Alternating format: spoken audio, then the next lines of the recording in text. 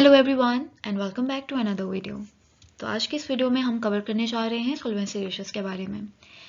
याद रहे कि सॉल्वेंसी रेशियो से पहले हमने फाइनेंशियल रेशियो की first type which was profitability ratio उसको हमने कवर कर लिया था। तो अगर आपने वो वीडियो वॉच नहीं की तो आई वुड रिकमेंड कि आप वो वीडियो ज़रूर वॉच करें। तो चलिए बढ़ते हैं आज की अपनी इस वीडियो की तरफ। एंड अगर आपको वीडियो अच्छी लगे तो आपने चैनल को ज़रूर सब्सक्राइब करना है और अपने फ्रेंड्स के साथ भी शेयर करना है, और आगे आने वाली वीडियोस के लिए बेल आइकन को प्रेस कर दें ताकि आपको साथ साथ वीडियोस का नोटिफिकेशन जो है वो मिलता रहे। तो चलिए बढ़ते हैं अपनी आज की वीडियो की तरफ। तो चलिए जानते हैं कि सॉल्वेंसी रेशियोज क्या होती हैं। तो solvency ratios are financial metrics used to assess a company's long term financial health and its ability to meet its debt obligations. In simple words अगर मैं बताऊं तो सॉल्वेंसी रेशियो बेसिकली देखती है कि कंपनी की जो डेट ऑब्लिगेशंस है उसके अगेंस्ट कंपनी की जो पेइंग बैक एबिलिटी है वो कैसी है। ठीक है, आपको पता है डेट जो होता है वो आपका long term source of finance होता है। ठीक है, एंड डेट में आपका बॉन्ड्स आ जाते हैं, आपके लोन्स आ जाते हैं, आपकी नॉन करंट लाइबिलिटीज आ जाती हैं। ठीक है, और इसके अगेंस्ट आपने कुछ ना कुछ इंटरेस्ट पेमेंट करनी होती है। तो वो जो इंटरेस्ट पेमेंट होती है बेसिकली सॉल्वेंसी रेशियोज में हम देखते हैं कि कंपनी की कितनी जो एबिलिटी है, जो कंपनी की जो कैपेसिटी है वो क्या है कि जिससे वो इजीली जो ये इंटरेस्ट पेमेंट्स है उनको इजीली पे कर पाए। ठीक है, तो सॉल्वेंसी रेशियो को हम लोग लेवरेज रेशियोज भी बोलते हैं। लेवरेज का मतलब भी डेट होता है। ठीक है, कंपनी जब हम बोलते हैं ना कि कंपनी एक ये लिवर्ड फॉर्म है, इसका मतलब है इस कंपनी में ज़्यादा डेट इन्वॉल्व है। ठीक है, तो लेवरेज आपकी असेसमेंट करता है कि कंपनी के अंदर कितनी परसेंटेज जो है वो डेट के इन्वॉल्व है। ठीक है, तो इसका फॉर्मूला क्या होता है, total long term debt divided by total assets. मतलब कि जो टोटल एसेट्स हैं उसका कितना परसेंट पार्ट जो है वो डेट से फाइनेंस हुआ है, हम उसको सॉल्वेंसी रेशियो में देखते हैं।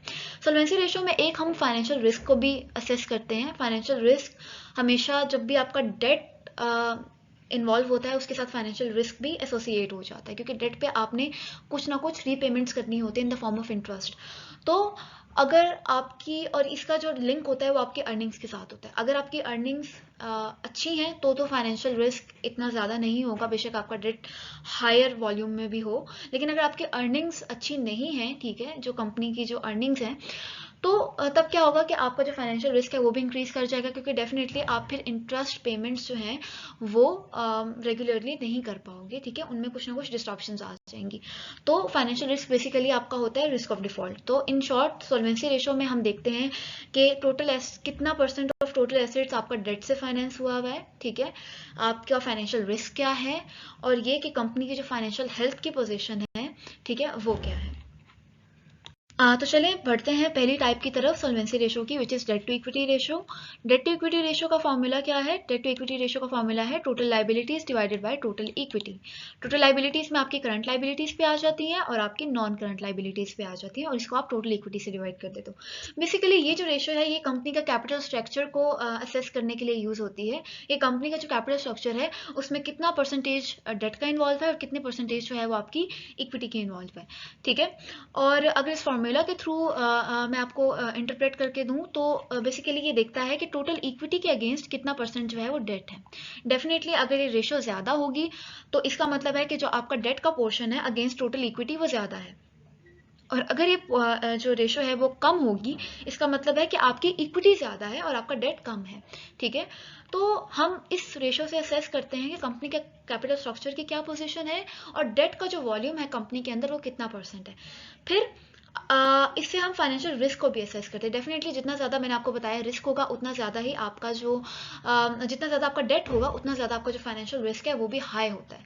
ठीक है, तो लेकिन सिर्फ डेट के ऊपर फाइनेंशियल रिस्क डिपेंड नहीं करता, डेट के साथ साथ अर्निंग्स पे भी डिपेंड करता है। अगर तो आपकी अर्निंग्स सूटेबल हैं, आपकी अर्निंग्स अच्छी हैं, तो अगर बेशक आपका डेट हाई भी है तो वो आपका फाइनेंशियल रिस्क जो है उससे इफेक्ट नहीं होगा, आपका फाइनेंशियल रिस्क कम ही रहेगा। लेकिन अगर आपकी अर्निंग्स वेरिएबल हैं, ठीक है, अगर वो अच्छी नहीं है तो डेफिनेटली अगर आपका जितना ज़्यादा आपका डेट होगा फिर आपका रिस्क ऑफ डिफॉल्ट भी जो है वो इंक्रीज करेगा, क्योंकि debt in the form of repayment आपसे कुछ ना कुछ आपको उसको रिपे करना पड़ता है, और अगर आप रिपे नहीं कर पाएंगे तो डेफिनेटली कंपनी के लिए फाइनेंशियल जो उसकी हेल्थ है और जो फाइनेंशियल उसकी एक सॉल्वेंसी है वो इफेक्ट होती है।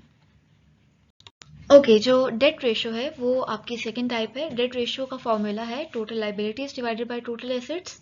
इसमें बेसिकली हम देख रहे होते हैं कि आपके जो टोटल एसेट्स हैं कंपनी के, उनका कितना परसेंट जो पार्ट है वो आपका डेट के थ्रू फाइनेंस हुआ है। मतलब टोटल एसेट्स का कितना पोर्शन जो है वो डेट के थ्रू आपने फाइनेंस किया हुआ है। डेट मतलब बोरोड मनी, ठीक है। तो ये बेसिकली कंपनी की जो ऑपरेशनल एफिशिएंसी है उसको मेजर करने के लिए यूज होती है।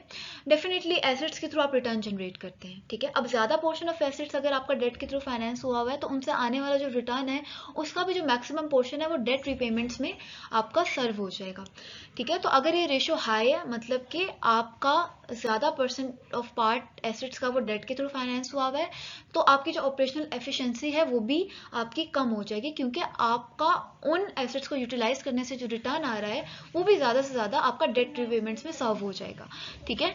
तो उम्मीद है आपको डेट रेशियो का फॉर्मूला समझ आ गया होगा। और डेट रेशियो क्या होती है, इसमें बेसिकली हम लोग बस यही देखते हैं कि कितने परसेंट टोटल एसेट्स आपके डेट के थ्रू फाइनेंस हुए हैं।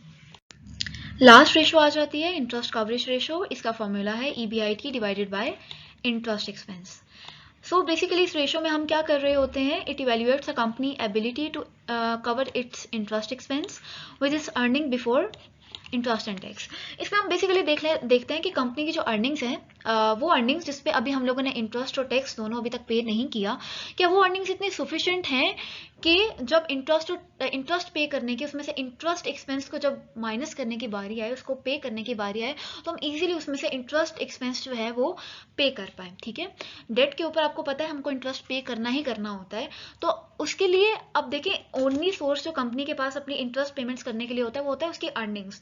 अगर तो उसकी अर्निंग्स सफिशिएंट हैं इतनी कि वो इजीली अपना इंटरेस्ट एक्सपेंस कवर कर सकती हैं, तो इसका मतलब है कि कंपनी जो है उसका फाइनेंशियल रिस्क भी कम है, क्योंकि वो इजीली अपना इंटरेस्ट एक्सपेंस जो है वो कवर कर रही है। लेकिन अगर उसकी अर्निंग्स इतनी सफिशिएंट नहीं है, ये कंपनी के लिए एक डेंजर की बात भी हो सकती है, क्योंकि फ्यूचर के लिए अगर कंपनी की अर्निंग्स इतनी सफिशिएंट नहीं है तो वो डिफॉल्ट भी कर सकती है अपनी डेट ऑब्लिगेशंस पे। तो इंटरेस्ट कवरेज रेशियो जितनी ज़्यादा होगी, इतना मतलब कंपनी की जो अर्निंग्स है वो सफिशिएंट है, कंपनी जो है वो अच्छा परफॉर्म कर रही है, इसका फाइनेंशियल रिस्क कम है। और अगर ये इंटरेस्ट कवरेज रेशियो कम होगी, इसका मतलब है कि कंपनी की जो अर्निंग्स है वो इतनी सफिशिएंट नहीं है और कंपनी का फाइनेंशियल रिस्क भी ज़्यादा है, जिसकी वजह से इन फ्यूचर उसके फाइनेंशियल डिफॉल्ट के चांसेस जो हैं वो ज़्यादा है। उम्मीद है आपको ये 3 जो टाइप्स मैंने डिस्कस की अलॉन्ग विद के सॉल्वेंसी रेशियो क्या होती है आपको समझ आ गई होगी। आगे आने वाली वीडियोस में हम लोग कवर करने जा रहे हैं एफिशिएंसी रेशियोज के बारे में। सो अगर आपको वीडियो अच्छी लगी तो वीडियो को ज़रूर लाइक कीजिएगा और आगे आने वाली वीडियोस में हमारे साथ जुड़े रहिए और अपने फ्रेंड्स के साथ भी वीडियो को ज़रूर शेयर कीजिएगा। इंशाल्लाह आपसे आगे आने वाली वीडियो में मुलाकात होती है। अपना ख्याल रखिएगा। अल्लाह हाफिज़।